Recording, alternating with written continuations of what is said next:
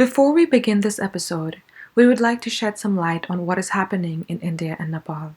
Over the last few days, we've seen the alarming effects of the second wave of COVID-19 that has hit these countries.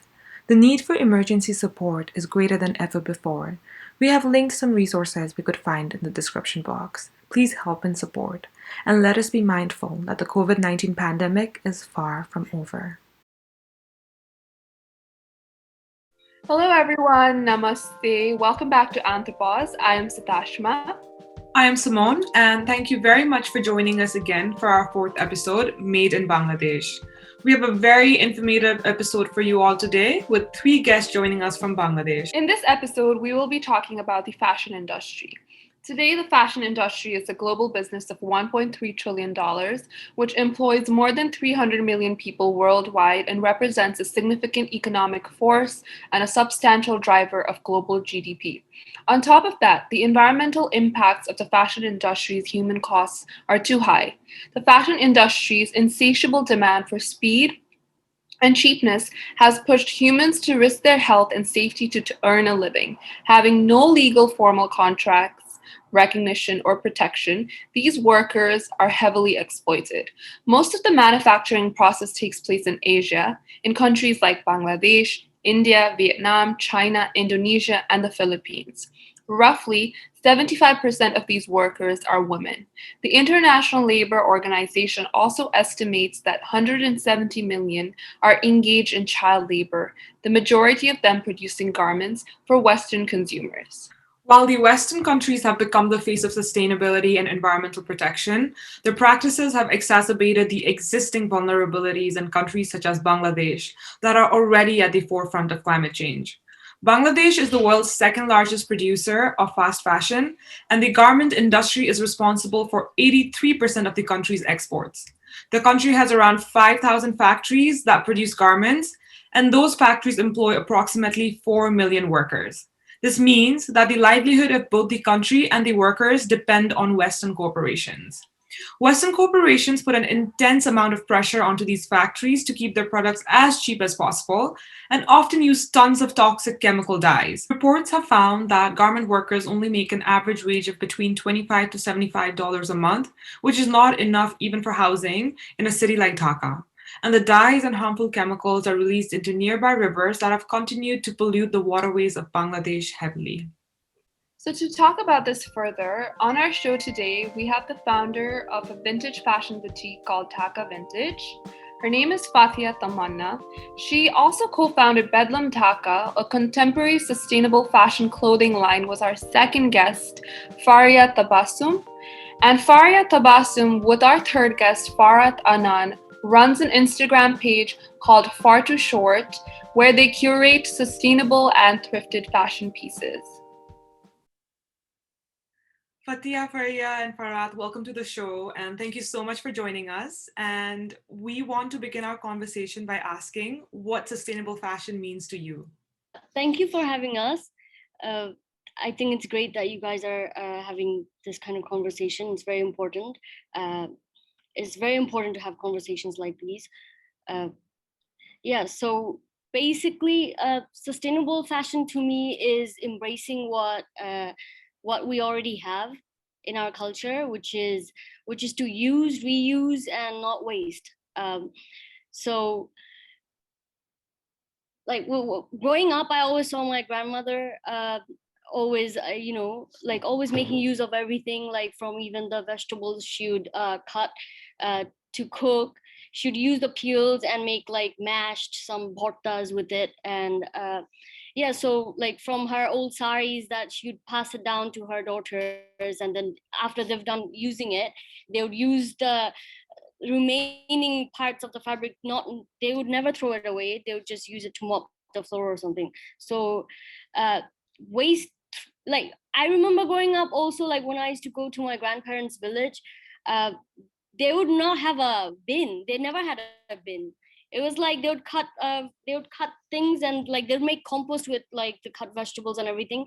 And if later, when there was like plastic bottles and everything, they'd reuse the plastic bags, they would reuse the plastic bottles. I loved how efficient my grandmother was, like how uh, how beautifully she would make use of everything.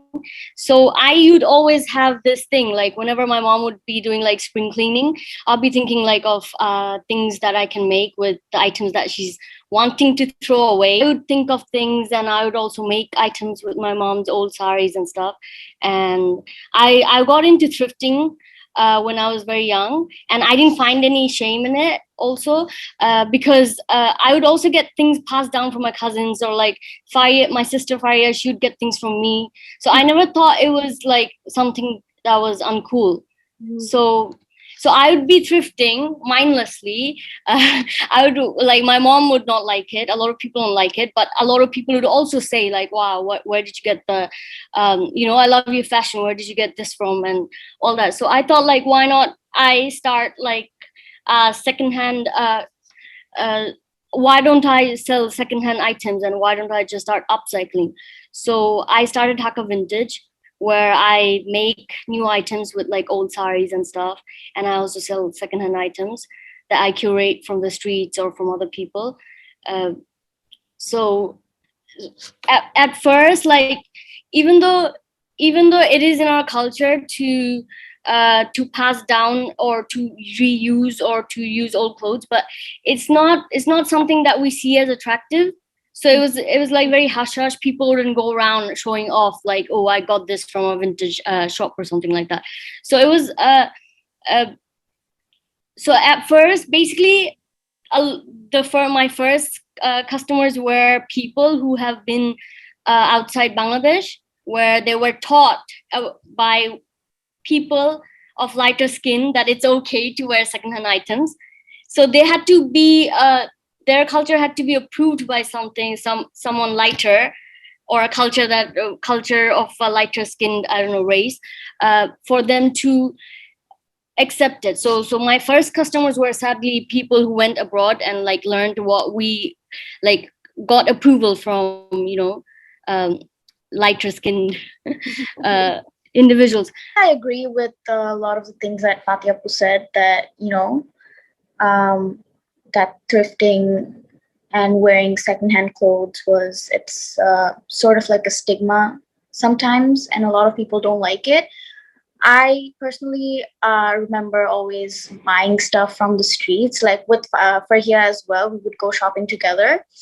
My mom didn't like it at first, but now she's like kind of used to it because, you get to find good stuff.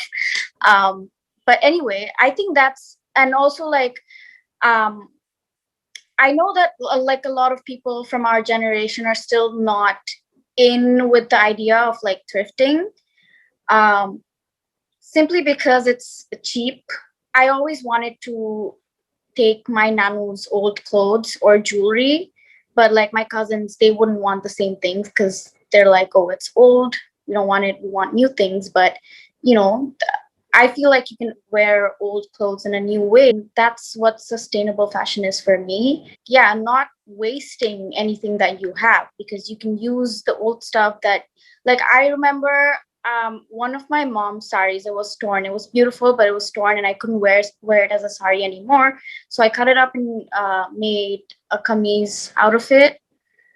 So there's always a way that you can still use some of the old stuff. My name is Farhia, and I have a fashion brand that I have with my sister called Bedlam, where we're trying to promote sustainable fashion by using recycled nylon as our material, as well as producing in smaller quantities in order to not have wastage, as minimizing as much as possible.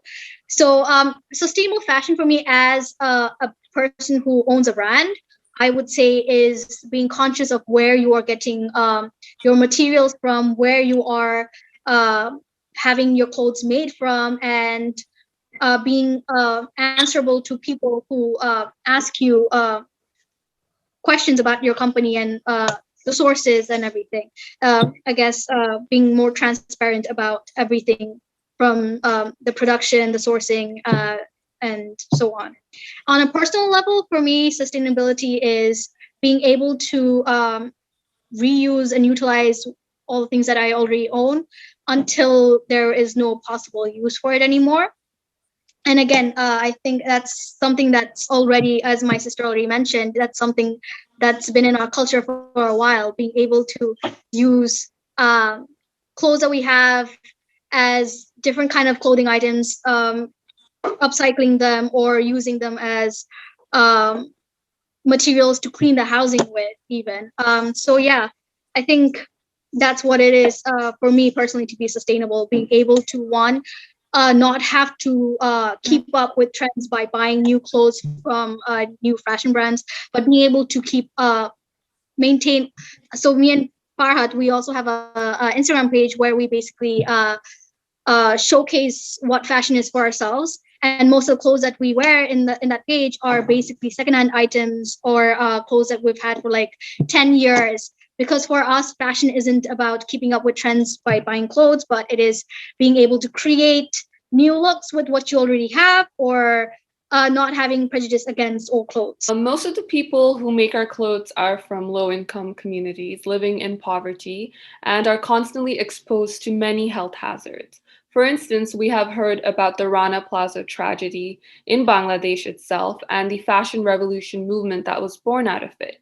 But we want to learn your perspective about the incident and its impact, and also why it is so important to know the source of your clothes.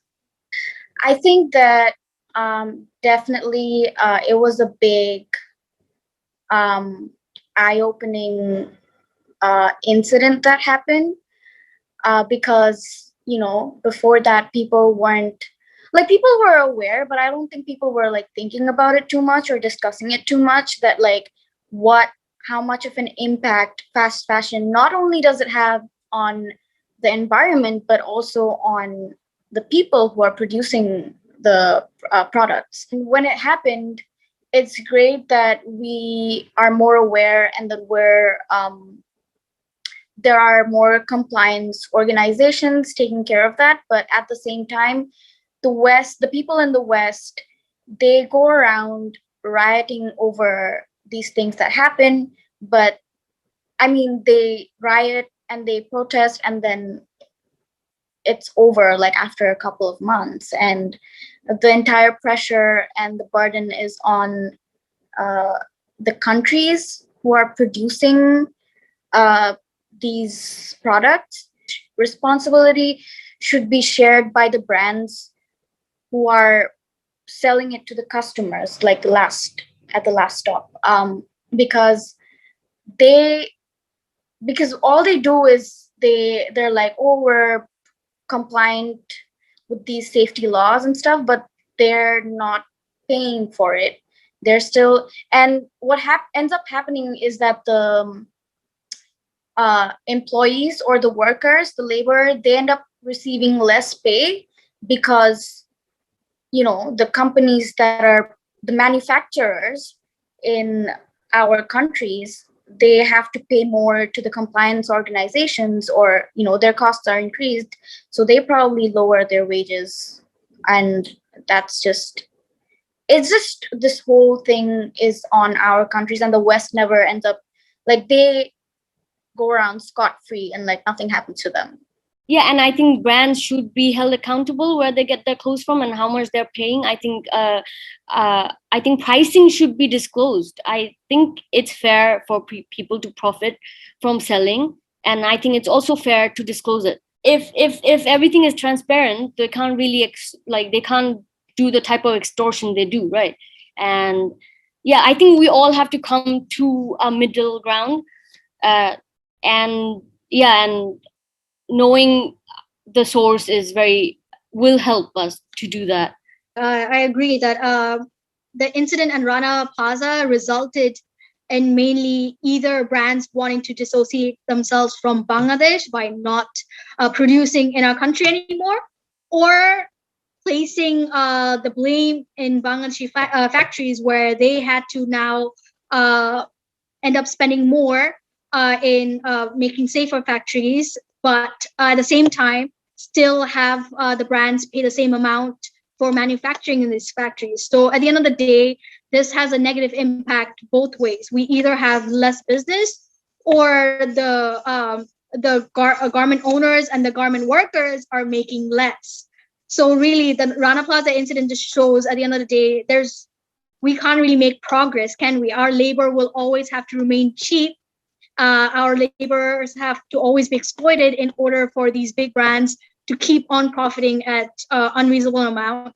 And the only responsibility, or the only actions that are being taken are by Bangladeshi factories, and the brands hold no responsibility. The easiest way for them is to basically shake off any association with Bangladesh, and it really isn't helping anybody at all in terms of the workers, the garment workers, or Bangladesh's economy. I just think the whole the main issue here is that there's this power disparity between the countries that are ordering the products and the countries that are producing the products, because they would never be able to actually impose that burden on us if the power disparity did not exist, and the whole thing comes from colonization. And I just think that this should be part of the discussion whenever something like Rana Plaza comes up, because unless we address that issue, there's no solving it. So I want to add something too. So when Rana Plaza happened, brands who wanted to like disassociate themselves from Bangladesh, we should have, like, we as consumers should have also checked, like, who are they now manufacturing from? Are they going to Africa with like more exploitation of labor? Like, are they going to a country that exploits more labor? Like, what were the next steps? Like, I think if that was also transparent, like when people, media is doing like yellow journalism, where like you're just, you know, blanketing Bangladesh as like the worst country to live in, the worst labor laws, the worst everything. So where are, like, so you take orders from Bangladesh, so where are you going? So I just want to know that, because usually brands just go to a country with poorer population, with lower minimum wage. So if we are transparent in that way, I think brands would be a bit more cautious. Yeah, thank you so much for your perspectives. And I completely agree, right? The Western corporations need to be held accountable. And it's so funny right now as well, because like the Western world is basically the face of sustainability. And you know how there's been an increasing amount of buzzwords such as sustainable, eco-friendly, natural, in everything from fashion to food, right? However, we know clothing with such tags are often expensive. So would you say that eco or sustainable fashion is exclusive or elitist? I think it's an elitist, not a concept, but like the only people who are able to afford these products are rich people. And also the fact that the poor people who live day to day, they cannot buy these products. There's no way. And we just have to accept that and not. I hate this whole shaming thing where people who are vegan, people who are like sustainable, they shame other people who are not, but you never know, like they may not be in a position to lead that life.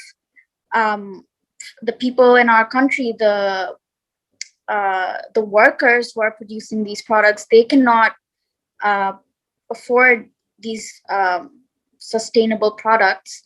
So of course it's an elitist community, I feel.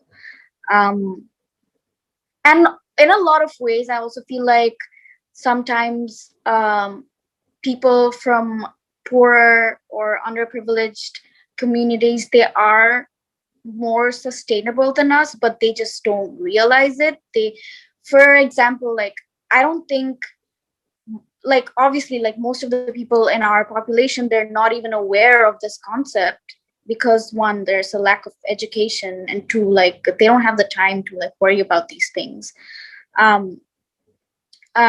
For me, like growing up, like I mentioned before, that I was buying clothes off the street, and now that I think of it, that was sustainable, but I didn't realize it myself. The people selling, the vendors, the street vendors selling the products, they don't realize it's sustainable. but it is. So I think it's wrong to just say like the West is the face of sustainability. They're just able to market it better. We just haven't, had this discussion as a whole in our nation or in this continent. Because of fast fashion being so cheap, it became elitist. Yeah, we are sustainable because we can afford it. It is true. But like, for example, we can do like little things. For example, I wore my mother-in-law's sari, like her wedding sari on my wedding. So someone who can't afford a new sari can do the same, right? But the thing is, I've noticed the people I got to, like people who were not comfortable with or like very surprised to what I was doing. We have trauma from like famine and like from colonization. So we had nothing. So we do have because there's such a big difference, and how we never had anything, we have fantasies where, like there is also a saying that whenever someone, it's called nutun taka, which means new money. You see people flashing too much. They're like feasting every day. They're like feeding 200 300 people every day. They're wearing like very blingy things, and they're like changing, like buying new clothes every day, wearing a different garment every day. So this sustainable brands for fashion, or if it's for food or any company that promotes itself as sustainable, I think they are elitist, because one, the pricing point is for a certain group of people. It's not affordable by everybody, as well as they've turned it into a trend where only the people who are following this trend will go for it, and not it's not inclusive, it's exclusive. Like people who are rich, who are trendy, are the ones who can afford and be able to buy these products, and also include it or incorporate it into their lifestyles. But I think sustainability by itself, if we look at Southeastern countries, as my sister and Farhat has already mentioned, that we do have a culture of reusing, recycling, using old things all the time, keeping items for a really long time. For a lot of the people that I personally know have farms where they grow their own products, or have these products sent to them, and consume organic products all the time. So I think sustainability is not an exclusive society, but the fashion brands or products are. That's speaking about the Western world, and how like we have all these like brands and companies claiming to be eco-friendly. So it kind of feels like we are getting tricked into buying things that claim to be environmentally friendly. For example, Simone and I were talking about it the other day. We see plastic water bottles that have nature on their labels, and also like fast fashion clothing brands coming out with their sustainable or conscious clothing lines. So according to a website called Green and Thistle, there's this phenomenon called greenwashing. And they define greenwashing as a deceptive practice that companies use to trick you into thinking that their products are environmentally friendly when they're actually not. So, how do you girls think we should navigate around this phenomenon? So I think it all comes down to transparency, because most of these big companies, they're using branding as an element to showcase that they are environmentally friendly, but they don't really show any evidence in terms of sourcing or transparency of how their products are made, what it is about their company or their products that makes them sustainable. And they don't have any information about that available to the general public that would actually point to the actual sustainable element of their products. So I think transparency is the most important. I think most of these companies are doing this to basically do the bare minimum that they can in order to reap the benefits in terms of getting public support and getting all kinds of market to support their products. And that's problematic, because now a lot of users who don't know much about sustainability who think that just by buying their products, they're doing their bare minimum as well. So I think misinformation is a big problem because one, we're teaching people that by buying products that brand themselves as sustainable, that's them being sustainable, and they don't go further or beyond that. So yeah, I find that information should not limited information used as branding should be stopped for sure, and brands should be transparent so they so that the users can actually see whether or not they truly are sustainable. I don't think people care either. It's not just the brand. I don't think even when I am shopping and I have a sustainable brand myself, I am going to look for the price tag first, and then I'm gonna look for the style. Like, no, I'm gonna look if I like the item, and then I'm gonna look at the price. I am not gonna look at, yeah. And so I think I shouldn't have that much choice. Like, I shouldn't have the choice to make a sustainable or non-sustainable judgment. I think I shouldn't have any choice, but to make, like, I should have only one choice, and that should be sustainable. We always assume that we as human beings are good. We're not. Like, if we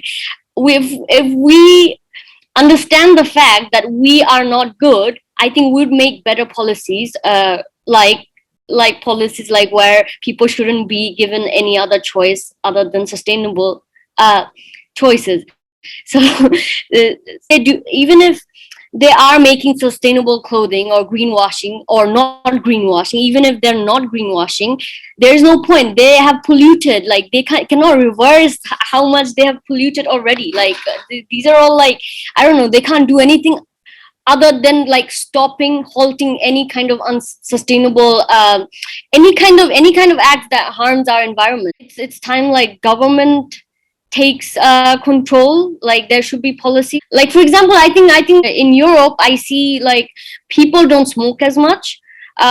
It's because the government changed policies, right? They made, like, they heavily tax cigarettes. They made it like they did all these, like, I don't know, psychological policy making, where, like, they change the color of the packets to the ugliest color, and I don't know, they did a lot of things. Like, government should, I think, step into into fashion.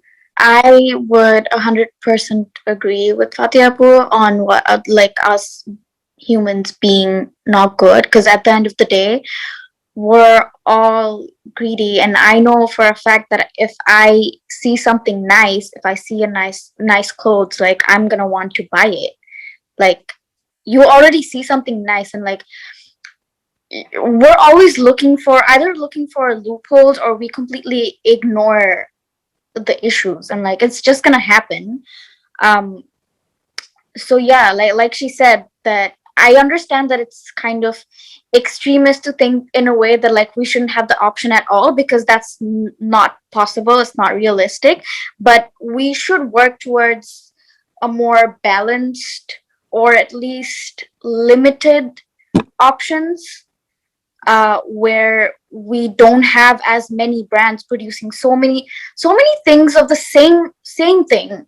Like, I see so many brands selling the same clothes, but in different brands. Like, I just don't understand why that's happening, first of all.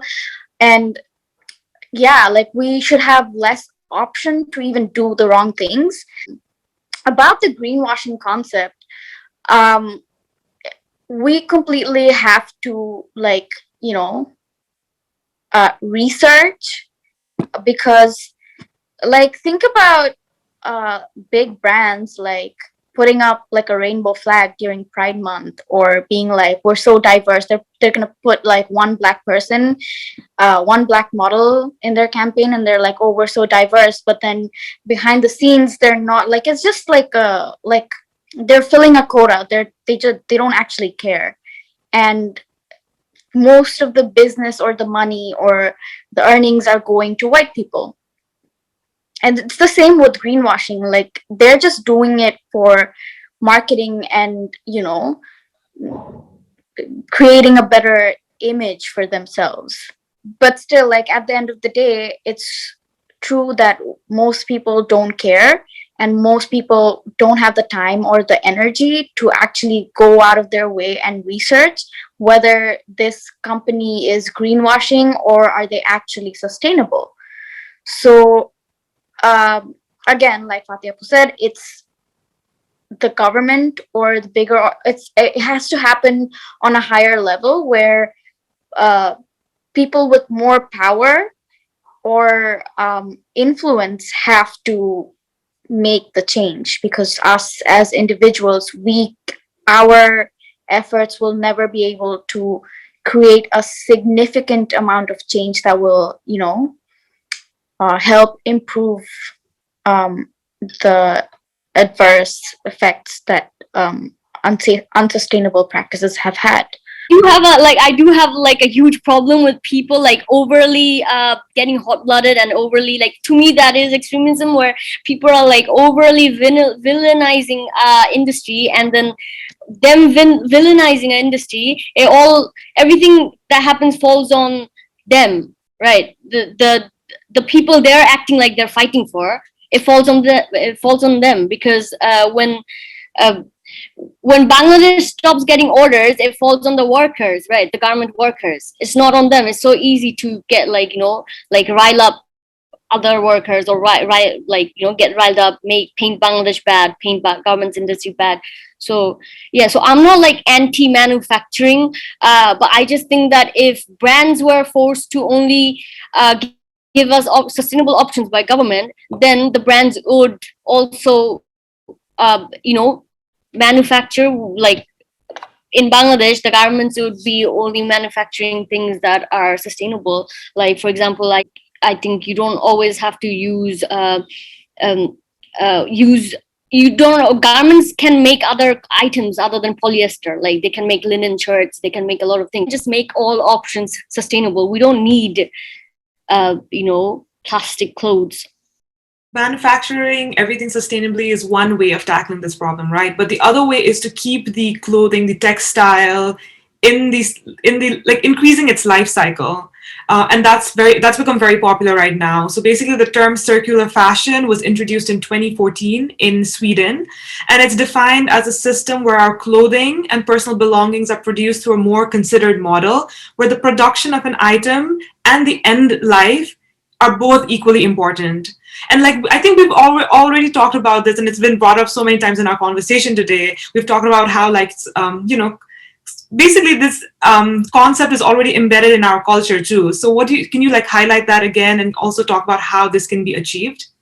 It's very new to maybe the West to not throw away clothes, but it's not like even like the westernized population in our country. Like, even I don't know anyone who just wears their clothing once and then throws it away. Maybe they don't take photos. Maybe it's not okay to have the wearing the same clothes and having like different photos from different days. But people don't, like, it's a culture from the West. We never had that culture, and it's even hard because in our reflex, we're not like that. We don't throw away clothes, we just buy, even if it's fast fashion. Like, Bengali people, or I think Southeast Asian people, we buy fast fashion and we don't throw it away fast. We don't. We actually use fast fashion till it dies. So I think, I don't know, it's sad that the West, I don't know where their culture comes from. I think it's because I think capitalism hit them too. I don't know. I don't know. Like, it really bothers me. Like even fruits and vegetables. Just recently, they've like finding ways to be sustainable and using ugly fruits that gets rejected in supermarkets. We don't have this in Bangladesh or in Southeast Asia. We don't even know what's ugly or not ugly, what should be on the shelves. Like this, I cannot even relate to this. Like, this is a culture of the West. So we never had that. We still don't have it. It's actually the West who have to change it, and they shouldn't become the face of sustainability, but they should be the first to change because they are the ones like this, right? So I think they should take some culture from like from our subcontinent. And I think we should become the face of sustainability, and they can follow our steps, because we are sustainable, but we are not the face of it. So why not just make us the face of it and also follow our steps? We have already I think covered a lot of that. That it's embedded in our culture because we reuse our old clothes. We inherit old clothes and jewelry from our parents, our grandparents, and even after we're done using those, we just don't throw away stuff. I've seen my mom um, using them as things to clean. Like, I have taken clothes from my cousins, I have given my clothes to my cousins.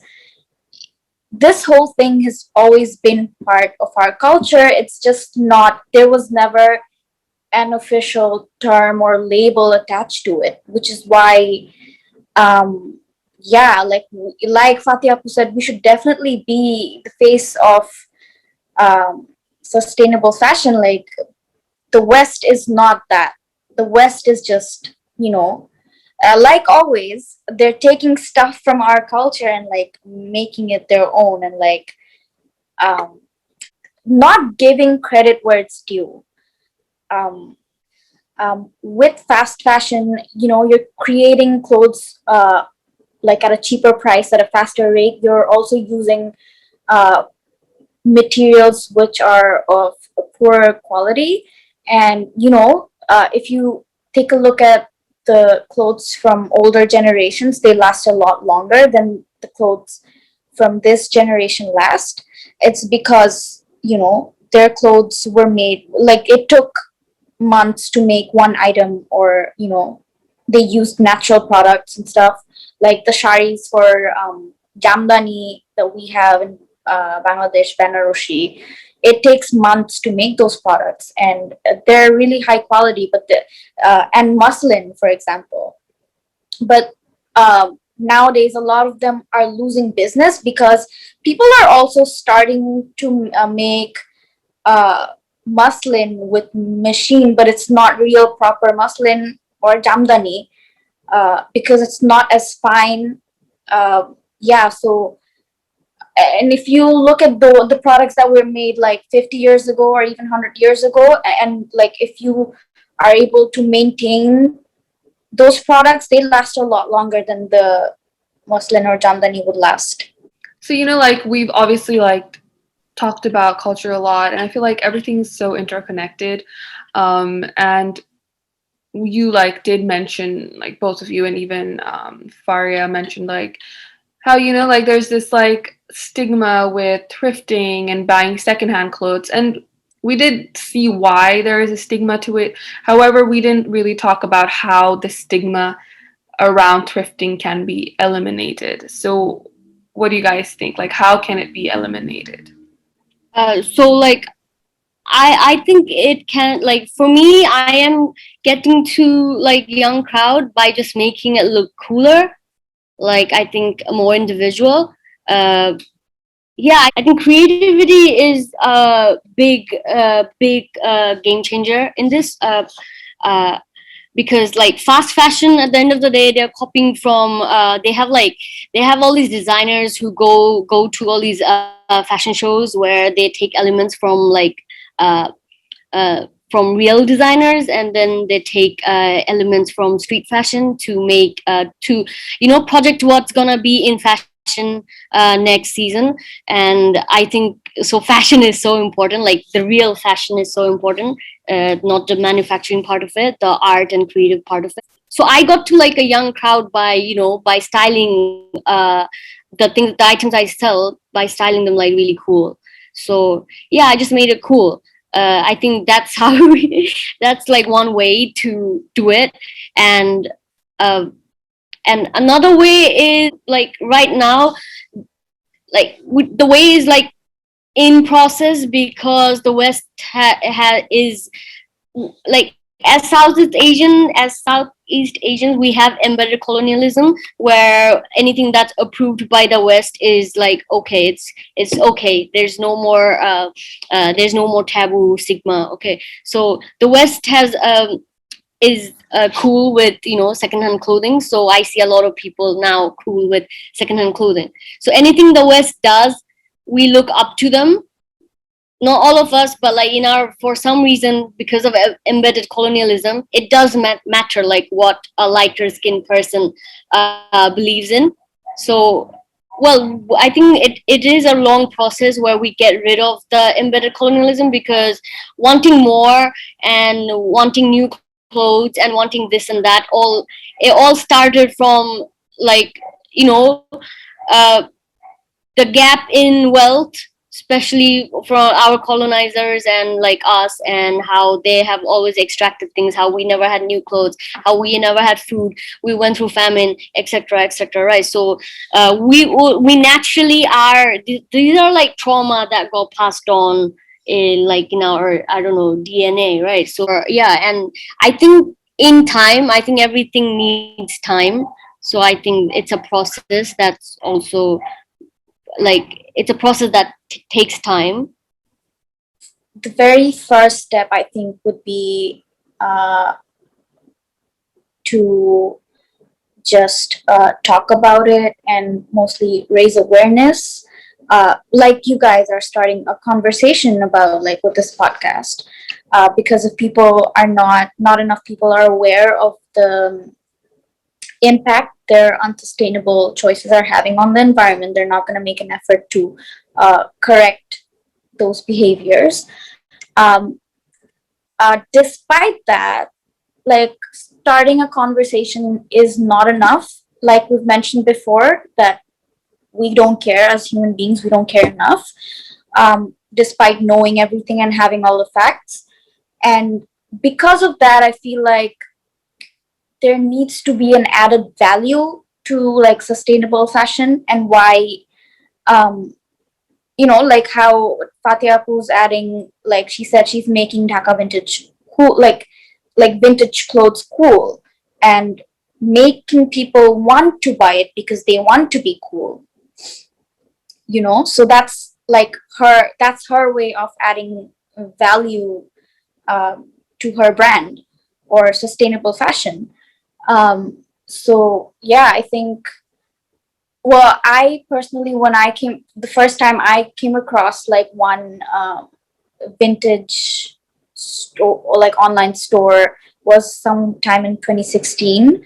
It was, I don't remember the name of the brand, but that's like, I didn't even know it exists, the concept existed.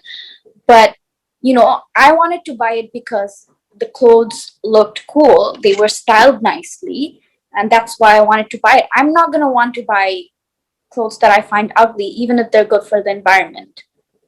It has to be worth my money, right?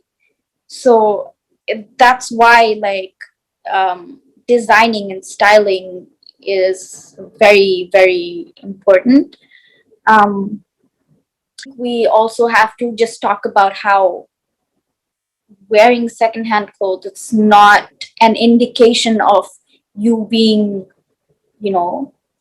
poor. And not that being poor is bad, I'm just saying that rich people have this um, mentality that if you're wearing um, someone's old clothes, you're somehow like bringing yourself down, and like, so yeah, I think we have to talk about that. And a lot of rich people are in fact starting to buy from vintage um, stores or brands because they think it's cool.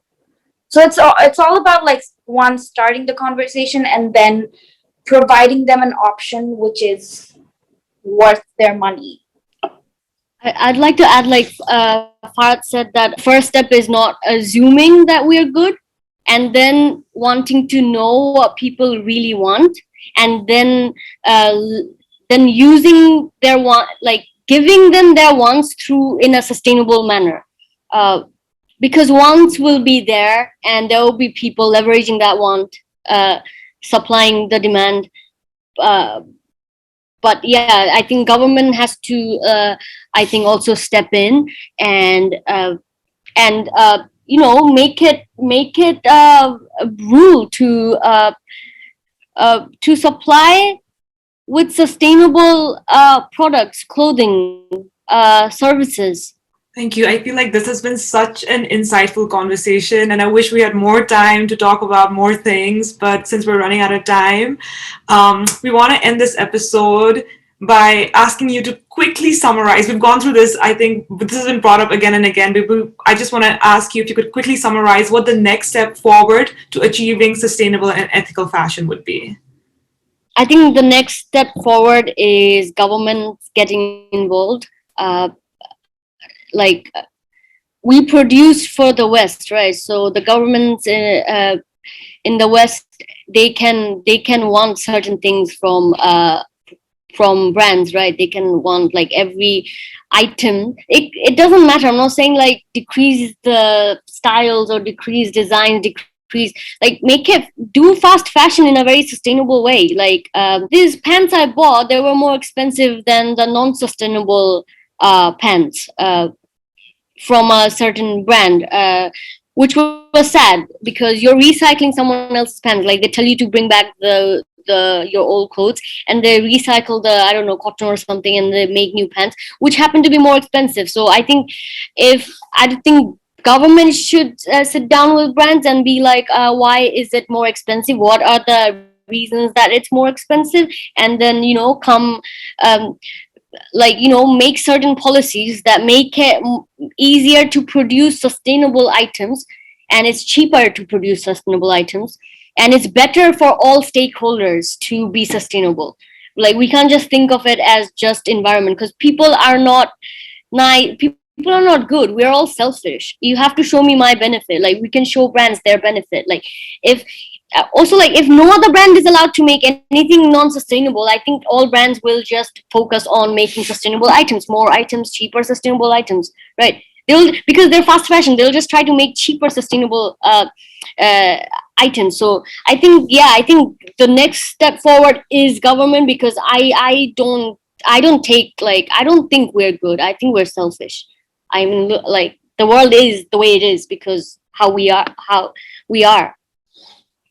I think I agree with like the government taking more responsibilities and taking more action towards sustainability, supporting smaller brands and even bigger brands into transitioning into sustainable practices. On top of that, we need to be more self-aware, and we need to realize how we talked about the fact that a lot of our practice, like a lot of our South Asian practices are in fact sustainable. We just don't realize it. And the fact that nowadays we're getting so influenced by Western fashion and Western culture through social media that we're starting to adopt Western practices. But instead of doing that, we need to look within and maintain our the good practices from our culture as well. We pass down clothes. We use clothes that are no longer wearable for other things. Like we make nokshikatha, which is like embroidered blankets, quilted blankets. We make those out of old charis that are no longer usable or are torn. We use them as rags. So I think we need to be more aware of our own culture and how we can use those practices to, because no matter how much we try, we cannot, the practices that the West is trying to adopt for sustainable fashion, a lot of them, we don't have the resources to do that because we don't have money, our people don't have money, but in a lot of small ways, we can do it. Like what we have been doing for centuries. So I think we should, that's so one way to do it is maintain what we're already doing, and not lose that culture. Yeah, I think also like moving forward, I think sustainable fashion also needs to learn some PR. For example, like there are lots of designers by like there. I think less is more was said by Dieter Rams or something, like the industrial designer who started designing things that like minimalism can like be made, like we need to make sustainability into into fashion, like into the only cool thing. Like Steve Jobs did that, he didn't do it intentionally, but he wore that one black t-shirt. Like less is more. I think it should also be introduced. I think governments and I think media, and I think how we even movies in I don't think yeah, in Indian movies there are everyone's changing clothes every second, right? So we should start. I think we should start changing. We should start, like, you call it like social engineering. Yeah, I think we should focus on that social engineering, like movies where we can have people wear the same clothes and wear like or clothes with organic materials, like also superhero movies where they can wear like 100%, I don't know, 100% organic something items. Like, I don't know, we can we can have contents. I think content is very important. Social engineering is very important. This is why I really want governments to get in this and to make sustainability the only normal. Yeah, thank you so much for like both Farhat and Fathia for these great perspectives. Like something that I feel like it's like stuck in my head now is just that it is very important to be realistic and very important to accept that human beings, we're not necessarily like good, like in the perfect world, of course, like anybody and everybody would choose to be actively environmentally conscious, right? But then we do not live in a perfect world. So I think that's also another thing that we need to accept, that this world is not perfect, and therefore like the government does need to step in, and as their like the so-called leaders, they have to act in leadership and also actively make decisions that cater to sustainability. And I think Simone also wants to add something real quick. Yeah, like Fathia mentioned, like I think nudging is also very important, like basically putting this into movies, talking about it, like influencers using stuff like this. I think nudging has been proven to be very effective. And if you can incorporate like sustainable fashion in such a way and like let people know that, okay, here, this is happening here and stuff like that, I think it can be very successful. Adding on to what you guys said, that like sustainable fashion, they need to learn more PR and nudging. For example, I see so many fashion bloggers. They're like, oh, how to style one top like set in several ways. That's like one way to like normalize that you're wearing the same top but like in different ways. And because like most people are like, a lot of people I know are like, oh my god, I wore that one time and I have a picture, so I can't wear that anymore. So this is one way to like influence people into like repeating their clothes, basically. I completely agree with you, and I feel like like our conversation has been very realistic, and it's not been like a very aspirational conversation, and I think that's like really important to have. Thank you so much. Yeah, we're so happy that we got to talk, and we're very excited to, for our listeners to listen to this episode, and for your respective businesses to flourish as well. Yeah, so thank you for having us. Yeah, we had a great time. Like me, Farhia and Farhad, we never sit together to talk about these things. So I love that you guys made this happen. And yeah, I think you two are doing really good. Really glad we got to talk about this, and like I think it's great that you're starting this conversation. And yeah, I'm excited for you guys. And I hope, your podcast does well. Thank you so much for listening to our episode. You can listen to our podcast on Spotify, Apple Podcasts, Anchor, and other platforms. You can also find us on YouTube, Instagram, and on Twitter. Links to these platforms will be in the description box. Please do check out Dhaka Vintage, Bedlam Dhaka, and Far Too Short on Instagram. All the links will be in the description box. And if you want to read more about what we talked about today, all of that will be linked in the box as well. See you next month.